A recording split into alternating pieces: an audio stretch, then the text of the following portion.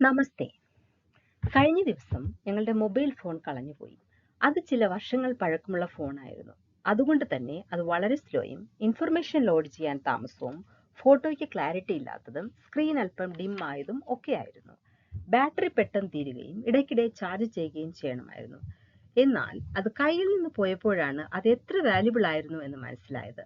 ആ നമ്പർ ബാങ്കുമായി ബന്ധിപ്പിച്ചിരുന്നതിനാൽ എല്ലാ ട്രാൻസാക്ഷൻസും പെട്ടെന്ന് സ്തംഭിച്ചു. എല്ലാ ഡോക്യുമെന്റ്സും അതിലായിരുന്നു. ഒന്നും ചെയ്യാൻ പറ്റാത്ത അവസ്ഥ. കയ്യിൽ മറ്റൊരു ഫോണുമില്ല.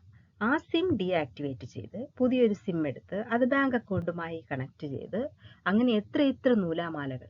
സത്യത്തിൽ അപ്പോഴാണ് അത് നിത്യജീവിതവുമായി എത്ര കണക്റ്റഡ് ആയിരുന്നു എന്ന് മനസ്സിലായത്. ഇതുപോലെയാണ് ബന്ധങ്ങളും.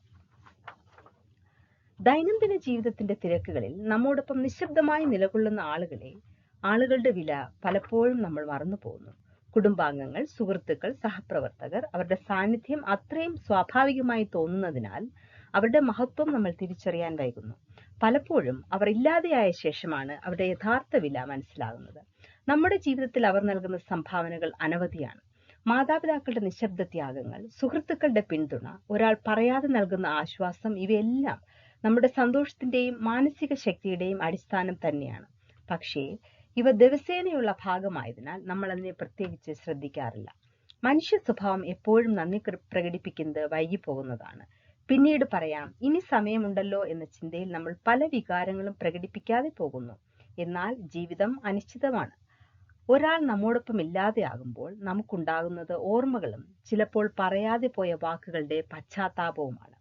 ആളുകളുടെ വില അവർ നമ്മോട് കൂടെയുള്ളപ്പോൾ തന്നെ തിരിച്ചറിയുന്നതാണ് നമ്മുടെ ബന്ധങ്ങളെ ശക്തമാക്കുന്നത്. നന്ദി പറയുക, സമയം ചിലവഴിക്കുക, ശ്രദ്ധയോടെ കേൾക്കുക, സ്നേഹം പ്രകടിപ്പിക്കുക, ഇവയെല്ലാം വലിയ കാര്യങ്ങളല്ല, എന്നാൽ വലിയ മാറ്റങ്ങൾ ഉണ്ടാക്കുന്ന ചെറിയ പ്രവൃത്തികളാണ്.